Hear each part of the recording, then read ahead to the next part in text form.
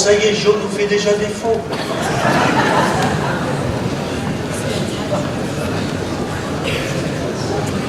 Bien, Monsieur le ministre, Monsieur le président de l'agglomération, Monsieur le député, Mesdames et Messieurs les maires, conseillers régionaux, départementaux et élus, Madame la secrétaire générale de la sous-préfecture, Messieurs les représentants de la Marine nationale, de la gendarmerie, des sapeurs-pompiers, des forces de police, des administrations, des services de l'Orient Agglomération, Mesdames et Messieurs les représentants des associations, Monsieur le recteur, Mesdames et Messieurs les membres du personnel, Mesdames et Messieurs les représentants des entreprises, des bureaux d'études, des cabinets partenaires divers et indispensables, Mesdames et Messieurs, chers concitoyens guidellois. J'ai voulu cette année prendre le soin de vous nommer tous pour vous saluer et vous remercier ici de votre présence à ces vœux du maire, qui en l'occurrence sont pour moi les 22e et les derniers. Vous voyez que les élus doivent savoir tout faire.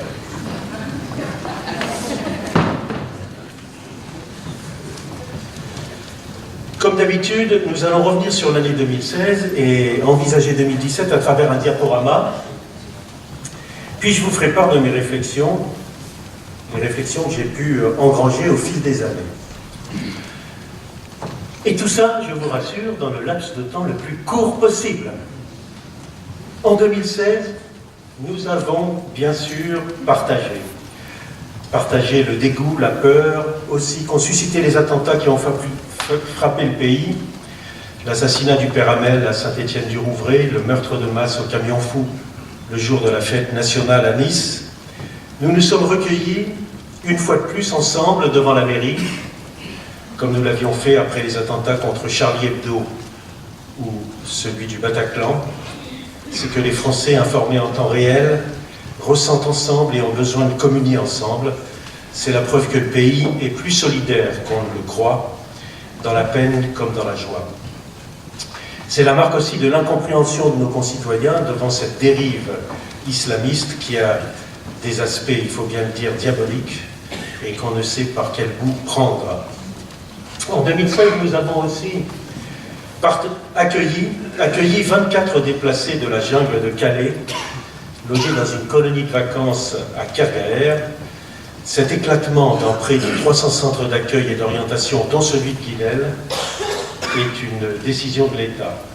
Ces pauvres airs égarés chez nous sont censés réfléchir à leur projet personnel et curieusement interdits de travail, comme si on ignorait que l'oisiveté, comme si on n'ignorait pas que l'oisiveté est la mère de tous les vices, comme si on ignorait que le travail c'est la meilleure façon de se comprendre et de s'intégrer dans une société. Mais ils sont satisfaits de la compréhension, voire de la générosité des riverains à leur égard et d'un grand nombre de bénévoles. Ils auront dans les mois qui viennent quitté les lieux. Un certain nombre d'entre eux se fondront dans la population, quelques autres iront vers d'autres cieux, ceux qu'ils envisageaient d'atteindre dès le début. Je voulais remercier les guidellois du bon accueil qu'ils leur ont réservé. Nous avons aussi beaucoup construit l'année passée à Guédel. Nous sommes une commune recherchée qui a des espaces constructibles disponibles. La population officielle est au 1er janvier 2017 de 11 069 habitants, ce qui traduit une vraie reprise du bâtiment et de la croissance de population après le coup de mou des années 2012 à 2014. C'est vrai aussi que le plan local d'urbanisme approuvé en 2013 donne maintenant ses pleins effets. 290 logements seront prochainement construits sur 7 opérations autorisées ou en passe de l'être. 162 l'ont été en 2016. Un gros effort est fait pour rattraper le retard en termes de logement social. 3 opérations sont en cours de construction à Briseux, Carroise et Carnaude. Et voilà. Pour 40 logements, 58 logements neufs ont été inaugurés en juillet au Bouéric et 162 ont été autorisés en 2016. Nous avons inauguré des opérations d'aménagement qui étaient achevées. la place Le Montagnère, là voilà, nous y reviendrons. Au village de Locmaria, on a enfoui les réseaux aériens, repris l'éclairage et la voirie. Et le giratoire de Saint-Fiacre, réalisé avec le concours du conseil départemental, était inauguré courant juillet et valorisé par les œuvres de notre sculpteur guidélois Gouroun. Et de la sorte, nous avons rendu hommage aux espèces menacées, grenouilles agiles, chauves-souris, sauterelles, qui méritaient bien d'être un peu honorées tant elles nous ont donné du fil à retordre. Nous nous sommes aussi cultivés et distraits. Les animations culturelles, populaires, festives, sportives ont été nombreuses comme d'habitude. D'abord ici à l'Estran, et je veux saluer le remarquable travail du directeur, Xavier Lejeune.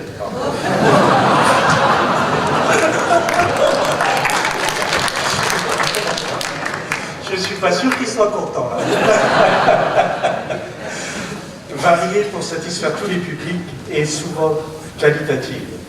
Elles ne sont pas toujours organisées par la ville, mais aussi par les présidents de la Fondation Polignac, des 7 chapelles en art, des Nuits étoilées et de Triskel Reis, qu'ils soient ici particulièrement remerciés. Grâce à eux, Guidel acquiert petit à petit une notoriété qui va croissant. Mention spéciale pour le feu d'artifice du 15 août mené conjointement avec la commune de Cloire, dont je salue le maire, qui nous fait le plaisir d'être là. Il n'a pu être autorisé par l'État que sous réserve de la création d'une fan zone, à mon sens, aussi inutile que coûteuse. Nous avons déploré que certains visiteurs ne respectent aucune règle. Je parle bien sûr des gens du voyage. Il est temps que l'État comprenne que la population souhaite que la loi soit la même pour tous. La faiblesse qu'il manifeste ne peut qu'encourager cette population difficile à s'affranchir des règles communes. Règles pourtant appliquées avec beaucoup de sévérité vis-à-vis des citoyens sédentaires, honnêtes et solvables. Oh, il faut bien ramener un peu.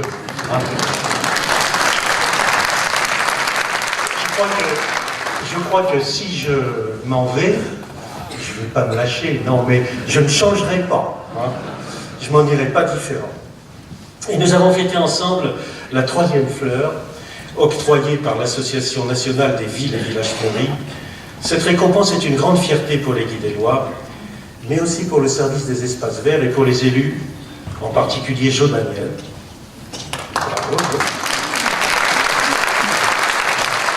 Qui a été le maître d'œuvre de ce succès, qui vient couronner un long travail qui a demandé des années d'effort. La ville a pu avancer dans tous ces domaines au prix d'un contrôle au plus près des dépenses de fonctionnement, ce qui a permis que l'épargne, bien qu'en légère diminution, et c'est normal dans le contexte, reste à un niveau à peu près significatif.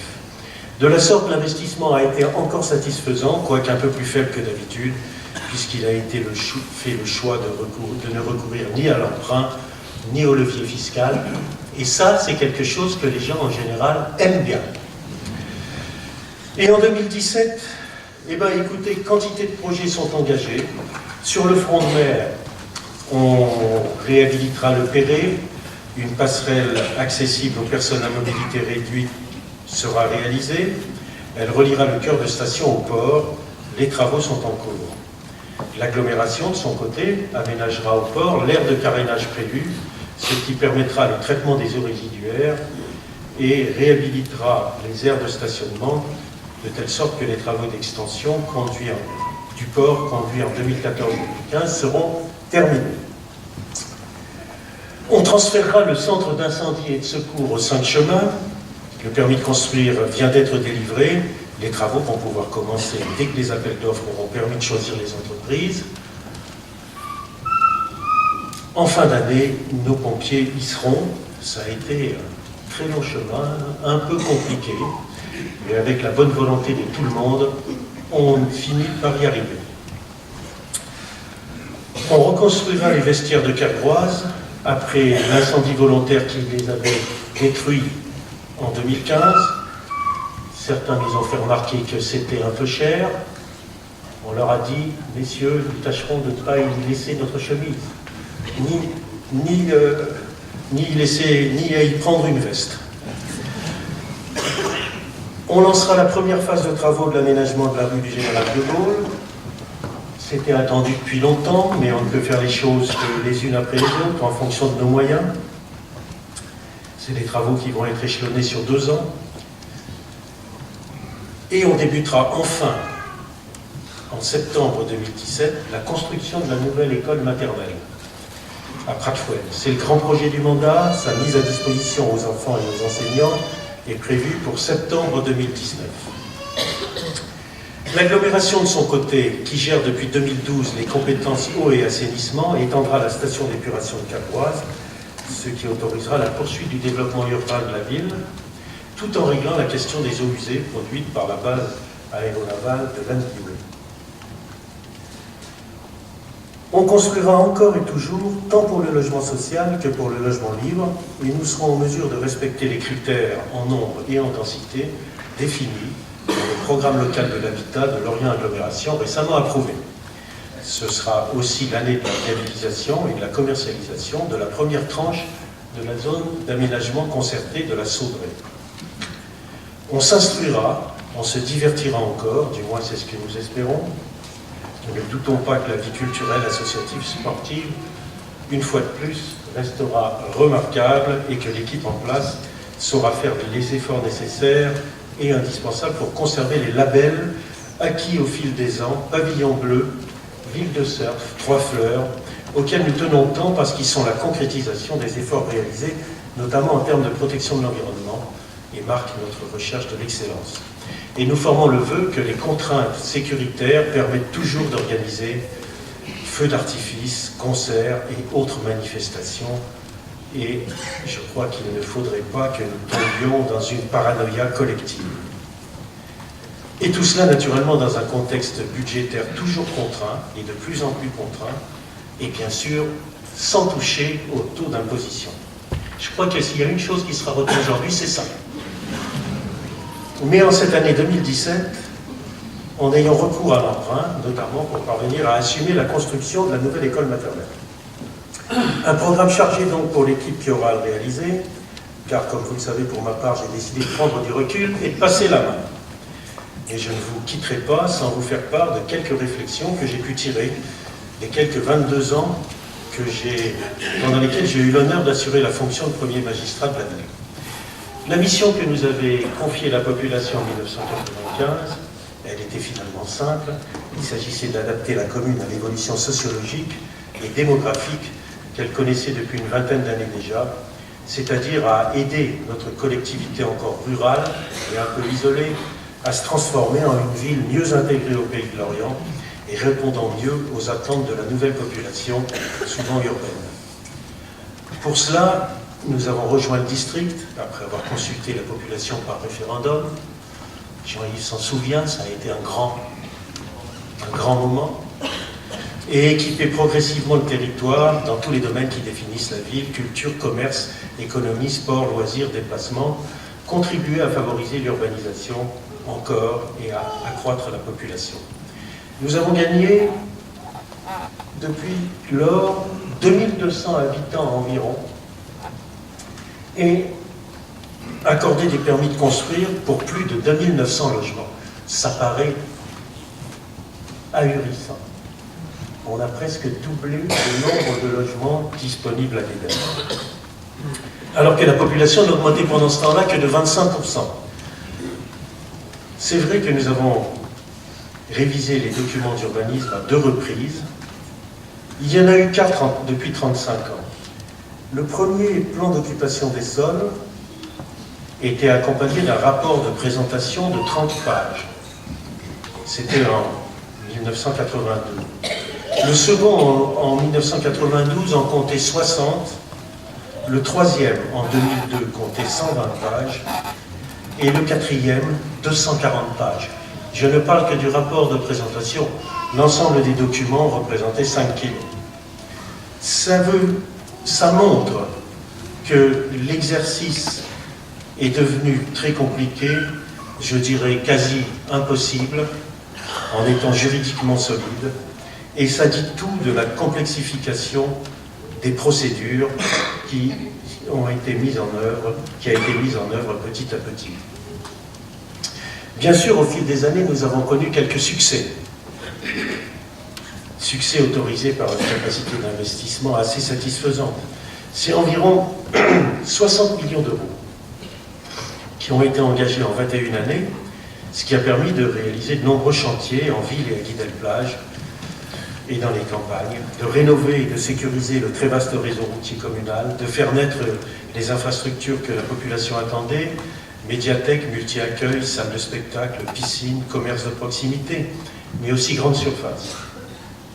D'agrandir le port avec le concours de l'agglomération, mais aussi protéger le littoral, de créer avec la région et la Fédération des chasseurs la réserve naturelle du Loc, de tisser un réseau de chemins pour que chacun ait un accès facile à une nature sauvegardée. Et nous avons beaucoup planté. Et finalement, ça sera ça ma plus grande fierté. Près de 2000 arbres dans le cadre d'un enfant, un arbre. C'est que le contexte financier était encore favorable, l'accès aux subventions plutôt facile, et finalement, la période a été faste.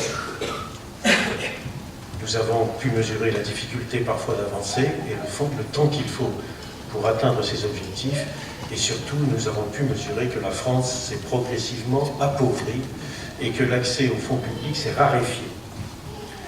4 exemples quand même significatifs qui ont remarqué ces mandats. 2 qui sont arrivés à terme, 2 qui sont encore en gestation. Place Le Montagnière. C'était un enjeu de campagne en 1995, une place malmenée, trop vaste, en déshérence, enfin bref. Sa réhabilitation vient de s'achever. Il aura donc fallu plus de 20 ans d'efforts et de persévérance pour lui donner un nouveau souffle et une nouvelle vocation. Le secteur sud de la ville. Là aussi, les bases de ce qu'on pouvait imaginer d'en faire avaient été jetées il y a déjà plus de 20 ans. C'est le secteur où se sont installés le Super U, l'Estran, la piscine, pour réaliser 2 giratoires, une rue de liaison, la rue de Carigalagne, le Maïlena et les constructions qui l'accompagnent. 2 décennies n'ont pas suffi. Il reste encore à aménager la rue du Général de Gaulle, je l'ai dit tout à l'heure, et à combler quelques dents creuses. On y arrive. En 2018, tout cela sera achevé.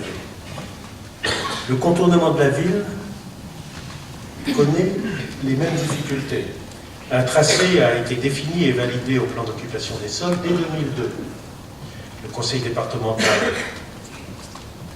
l'a soutenu d'emblée, mais d'étude en étude, d'enquête publique en enquête publique, de déclaration d'utilité publique en renouvellement, d'acquisition foncière, tant pour établir la voirie que pour rechercher des mesures compensatoires, le temps a passé.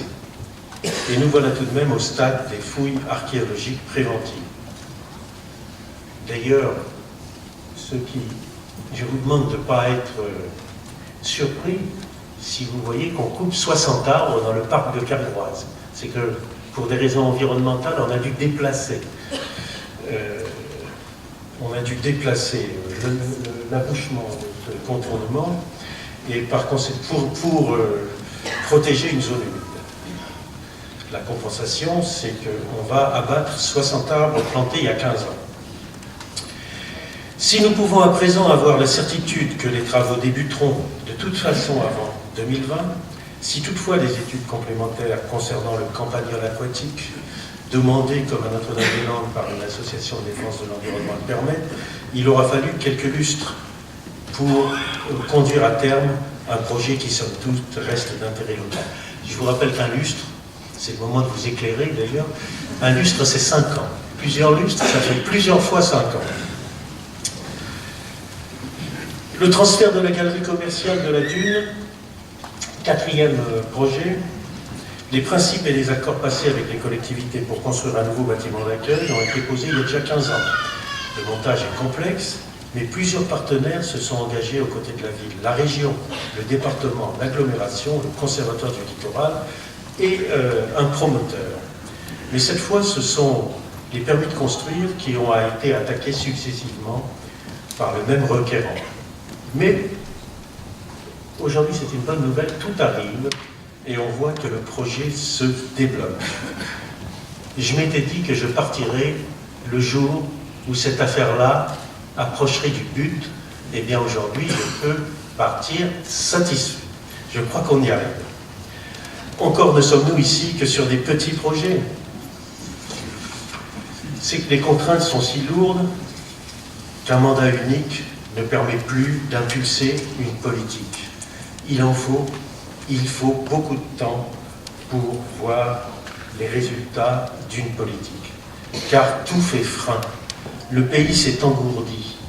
Il est comme Gulliver, paralysé par 1000 liens que les Lilliputiens lui ont placés pendant qu'il était inattentif.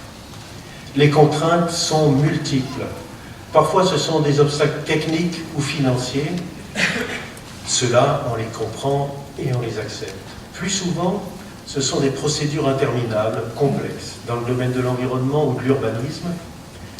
Complexes et donc juridiquement fragiles, qui donnent lieu à des contestations, des recours, qui prospèrent facilement et surtout qui ne présentent aucun risque pour leurs auteurs. Et la justice prend son temps, elle est tatillonne, elle n'a que peu d'égard pour ce qu'on appelle l'intérêt général, et tout cela coûte cher, freine les projets, et cela même peut parfois conduire à y renoncer. On s'interroge sur la nature et le contenu des lois promulguées depuis quelques années, qui créent à chaque fois de nouveaux obstacles et qui confirment l'adage « l'enfer est pavé de bonnes intentions ». Les lois issues du Grenelle, par exemple, elles rendent très difficile la réalisation de projets. On ne peut s'empêcher de se poser des questions. Protéger les zones humides, parfait, oui, mais jusqu'à quel niveau faut-il aller? Faut-il toutes les sacraliser, même les plus ténues? Encore un jour où je ne vais pas me faire que des amis. La loi du flot, qui a pour conséquence d'interdire la construction dans les dents creuses des hameaux. Est-ce un principe totalement défendable alors que les parcelles concernées n'ont en général pas d'intérêt agricole? Peut-on promulguer des lois qui ne sont majoritairement pas comprises et pas acceptées par la population? Et puis il y a la loi littorale, hein, ça. Je ne peux m'empêcher d'en parler à chaque fois. Sans doute intéressante dans ses principes, elle aussi, mais si imprécise qu'elle alimente interminablement les recours et encombre le rôle des tribunaux administratifs. Il y aurait une question à trancher, le littoral, c'est jusqu'où? Est-ce qu'il ne faut pas le définir au lieu d'étendre l'application de la loi à l'ensemble des territoires communaux? Si chacun est convaincu de la nécessité de créer un choc de simplification, qui aura le courage de le mettre en œuvre? Pourra-t-il seulement le faire, compte tenu d'une administration qui n'est quand même pas facile à manœuvrer? Il est plus facile de complexifier que de simplifier. Pour ma part, j'ai toujours... C'est l'hiver.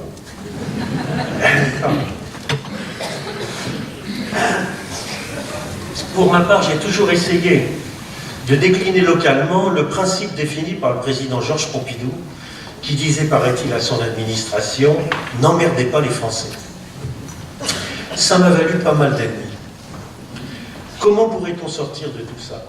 D'une façon générale, il semble que faire du développement durable l'alpha et l'oméga de la politique n'est peut-être plus autant d'actualité et qu'il devient plus nécessaire de revenir à davantage de réalisme.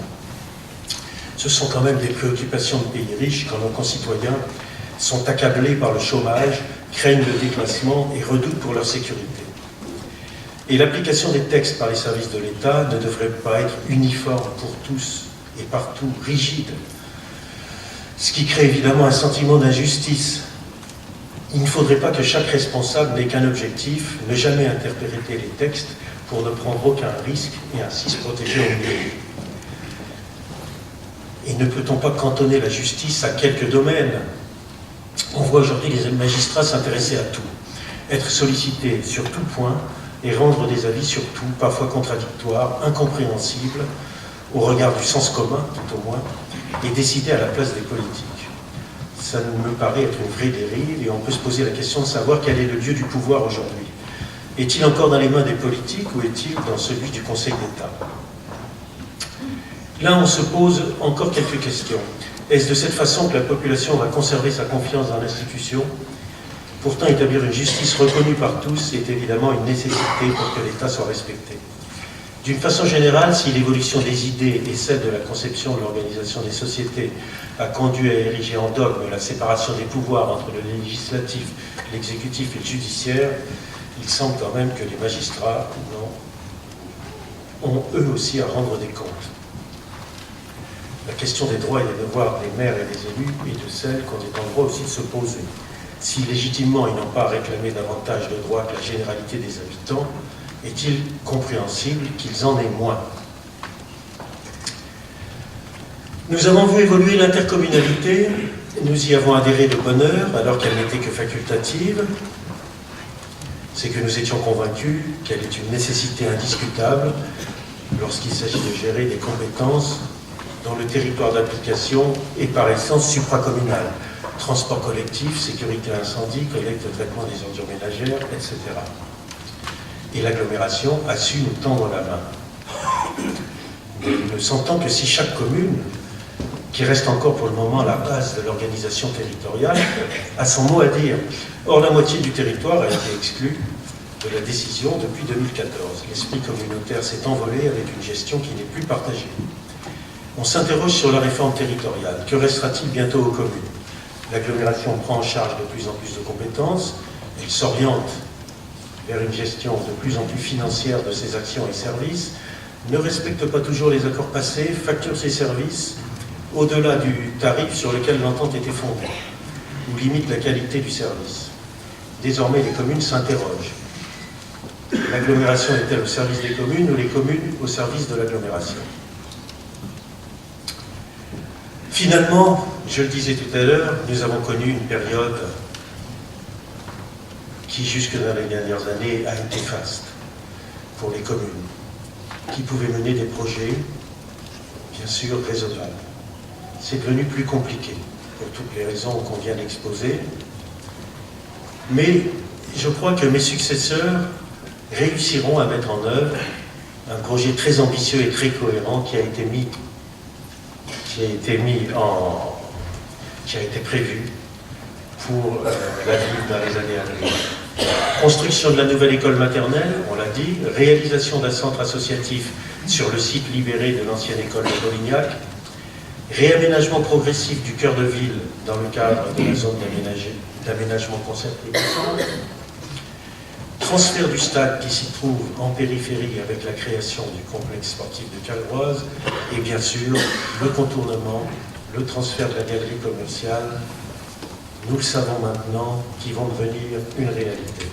On le voit donc, la route est balisée et elle est balisée pour 10 ans. L'équipe qui va continuer le travail est compétente et la succession va se passer en douceur. Elle aura besoin de s'appuyer sur les agents de la collectivité, comme j'ai pu le faire, en toute confiance. S'agissant de ces personnels, mon expérience m'a montré qu'on trouve des agents dévoués et qui ont foi dans leur mission. Rares sont ceux qui ont des comportements irresponsables. La plupart seraient d'ailleurs d'accord pour travailler davantage, pourvu qu'on puisse les récompenser et accepteraient le retour du jour de carence pour échapper à l'image caricaturale de privilégiés dont on les affuble. Voilà, je suis très heureux de cette photo, de toutes ces photos. Je tiens à saluer Vanessa, Denise, Xavier, Pierre-Éric, Sophie, Alain, Jean-Michel, Bernard, Guy, Christian, Cécile, Liliane, David, Éric, Corinne et Carole, et tous les autres que je ne peux nommer. Les collectivités sont souvent accusées d'avoir trop recruté. Si nous avons recruté à Guidel, c'était uniquement en raison des nouveaux services mis à disposition de la population dont personne n'a contesté l'utilité. Car l'encadrement de notre collectivité est réduit au plus juste, et ce sont bien souvent les élus qui ont joué le rôle d'encadrement dans leur domaine. C'est l'occasion de rappeler que le fonctionnement des communes est en grande partie, enfin les plus petites en tous les cas, est en grande partie assis sur le dévouement des élus, qui est une chance pour le pays et qui est une chance pour Guidel. Je suis reconnaissant aux élus guidellois de m'avoir accompagné dans ce long voyage, qui n'a pourtant pas toujours été un voyage tranquille, car je n'ai pas toujours su éviter les conflits. C'est vrai que ça fait partie de la vie politique, les rivalités, les ambitions, les trahisons éventuellement. Un conseil municipal est un lieu où se développent de grandes vertus, mais pas seulement. C'est d'ailleurs ce qui fait tout l'intérêt d'y être, c'est un lieu de passion. Merci donc de tout cœur à Jo, aux Françoises, à Pascal, Marie-Lise, Daniel, à François, à Anne-Maude, Jacques, Jean-Jacques, Georges, Arlette, Lucien, Louis, au Dominique, à Patrick, Marie-France, Cécile, Anne-Marie Zita, Marie-Christine, Marie-Madeleine. Merci de m'avoir accompagné sans faille. Bravo aussi à Robert, Laure, Maurice, Michel, Pierre-Yves, Caroline, Pierre-Yves, Virginie, qui, dans l'opposition, ont joué leur rôle d'aiguillon, je dirais sans faiblesse, mais avec conviction, avec intelligence, et en veillant toujours à éviter les attaques personnelles. La mission qui m'a été confiée a eu beaucoup d'importance pour moi. Je l'ai assumée de tout mon cœur et de toute ma force. Ces années ont été passionnantes et fatigantes. Comment ne pas être usé par le temps et l'effort, comment ne pas avoir envie de voir autre chose, de lire, de voyager, d'être plus détendu. Certains ont appelé cela la tentation de Venise. Il y a un moment où on a le sentiment que les inconvénients de la fonction sont devenus plus nombreux que les avantages, et ce moment est arrivé. En tous les cas pour moi. Il est donc temps que je me retire. Vous me pardonnerez si je vous dis que j'ai le sentiment d'avoir du devoir accompli, d'avoir fait ce que l'essentiel des guidellois attendait. Je ne démissionne pas. Je passe la main et je laisse une ville en bonne position, me semble-t-il, sur tous les plans. J'ai de la reconnaissance vis-à-vis des guidelloises et des guidellois et de tous ceux qui m'ont entouré, aidé, fait confiance, soutenu. Je n'ai donc ni amertume ni regret, ou plutôt je n'en ai qu'un, ou un principal. C'est celui de n'avoir pas réussi à convaincre de l'intérêt de reconstruire le bonhomme Richard. Ah, le bonhomme Richard, tous les ans aussi. Projet passionnant pourtant, y aurait-il un sujet plus fédérateur pour le pays de l'Orient, plus susceptible de créer une image, plus capable d'attirer des foules de touristes, plus adapté à ses capacités géographiques, historiques, techniques, marquant davantage son savoir-faire, plus capable de doper la fierté locale, parce qu'on a besoin de fierté aujourd'hui. Je ne crois pas que ce passionnant challenge doive être abandonné. Et puis, en plus, le navire, le trois-mâts, c'est une image. C'est un peu aussi l'image d'une collectivité. C'est un chef-d'œuvre de complexité. On sent que c'est pas facile à manœuvrer, que ça demande de l'attention, du savoir-faire, qu'il faut savoir réduire la toile parfois, ou la lâcher. On voit qu'il faut pouvoir compter sur un équipage entraîné, soudé, discipliné. Il faut savoir tenir le cap, tenir la tempête, éviter le naufrage et surtout la mutinerie qui guette à tous les instants. Et puis il faut atteindre son but. Pas facile d'être un bon capitaine. Je suis résolument optimiste pour l'avenir de Guidel, d'autant que je sais que celui qui va me succéder est capable, bien au fait des affaires de la ville, et volontaire. C'est lui, tiens, c'est toi, Jo, que je souhaite que le Conseil élise courant février. Je sais que la ville sera entre de bonnes mains et que l'équipe te suivra. Bon vent donc à toi et à vous tous. Bonne année à chacune et à chacun d'entre vous. Merci encore de votre présence. Je pense surtout au ministre qui a probablement d'autres chats à fouetter que d'être ici en ce moment. Enfin, de chats à fouetter. C'est une image. Bonne année aussi à notre pays qui est en phase d'échéance déterminante. Mais pour lui comme pour nous, je suis optimiste tant le fond est bon. Vive Guidel, vive le pays de l'Orient.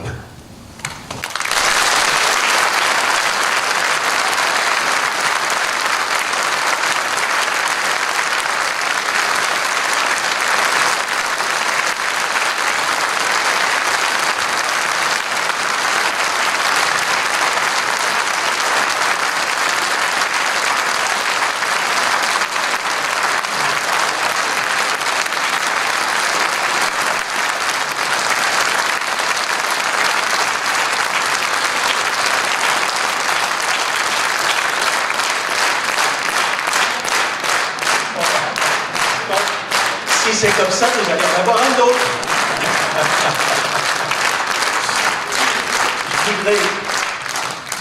Je voudrais profiter de cette réunion sympathique, parce j'aimerais qu'elle soit sympathique dans tous les cas, pour mettre à l'honneur deux élus et à travers eux tous les élus. Tous les élus des Guidélois, ceux des autres communes, ceux de l'Agglo, ceux du Pays de Lorient. Je voudrais dire à tous que c'est très ingrat d'être élu, c'est très difficile, chacun défend son territoire, sa collectivité, ses engagements. Et il y en a deux comme ça qui vont, si je puis dire, payer pour tous les autres. Ça va être Jacques et Jean-Jacques. Donne-moi les médailles.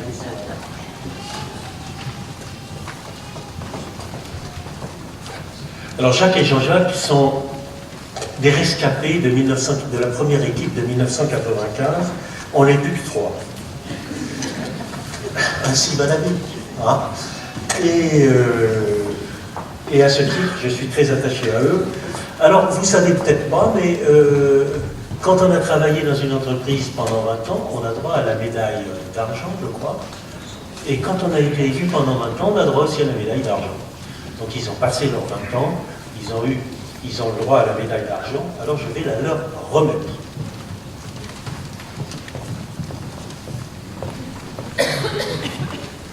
Je dirais c'est pour 20 ans de fidélité et d'amitié.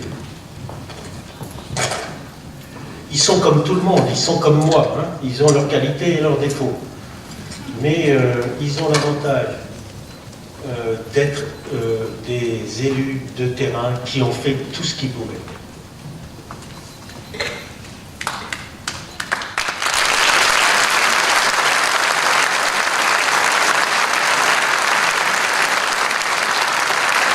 Mais attendez, c'est pas fini parce que on n'a plus beaucoup de compétences dans les mairies. Mais rien n'interdit de créer une médaille. On ne peut pas battre monnaie, on ne peut pas faire des lois, mais on est capable, on a inventé une distinction guidéloise. Et c'est Jean-Jacques qui l'avait inventé, ça s'appelle les ailes culturelles, sociales, économiques, environnementales, associatives, sportives de Guidel. On n'en a remis que 3 en 20 ans. On n'a pas exagéré.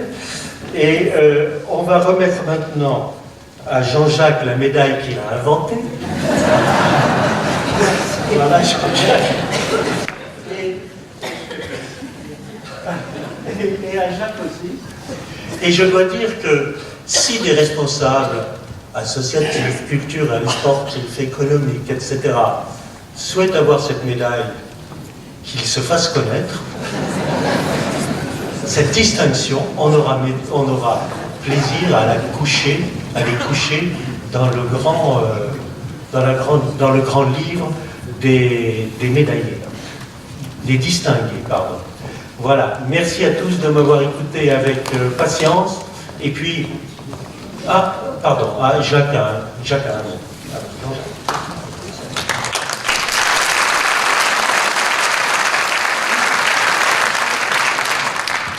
Je vous rassure, je vais être bref. Monsieur le maire, on cherche souvent le ou les mots qui caractérisent le mieux la personne que l'on veut honorer ou remercier. En ce qui vous concerne, plusieurs mots me sont naturellement et rapidement venus à l'esprit. Accessible, énergique, combatif, convaincant, rassembleur, cohérent, visionnaire, humain, gestionnaire, confiant, loyal.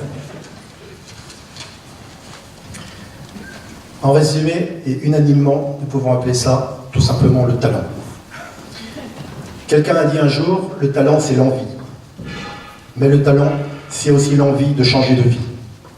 Monsieur le maire pour le côté officiel, et François pour l'amitié, je te souhaite le meilleur.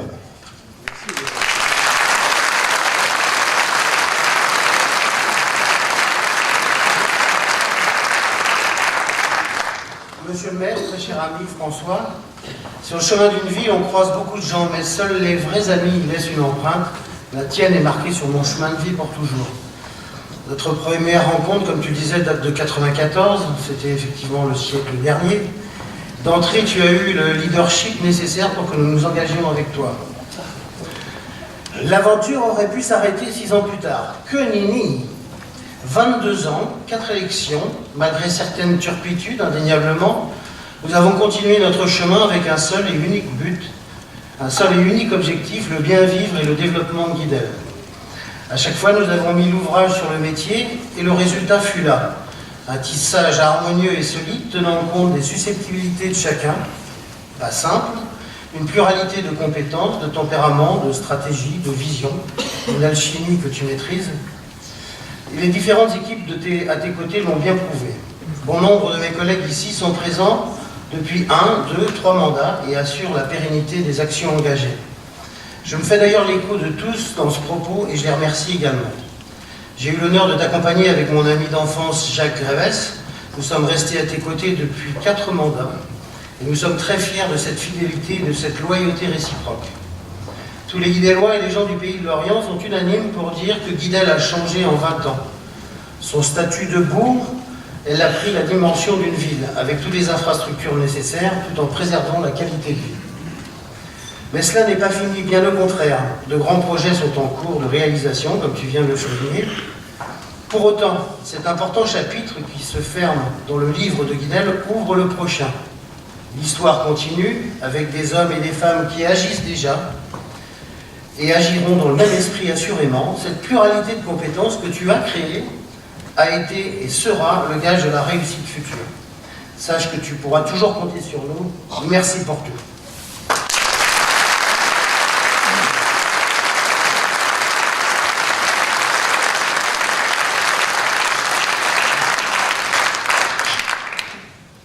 J'ai oublié de remercier Catherine Bodic qui a préparé ce diaporama et qui l'a projeté. Et puis je voudrais vous répéter, comme je l'ai déjà dit plusieurs fois, mais à un certain âge on commence à se répéter. C'est assez rigolo d'entendre son éloge funèbre quand on est encore sur ses 2 pieds. Et manifestement, vous en faites un peu trop, mais c'est quand même très gentil. J'avais l'impression d'avoir plus de défauts que de qualités. Maintenant, je repars presque comme un saint.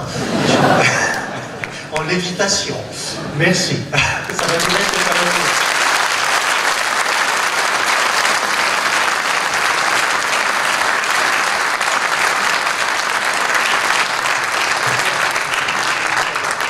Alors cette fois-ci, on va vraiment aller boire un coup.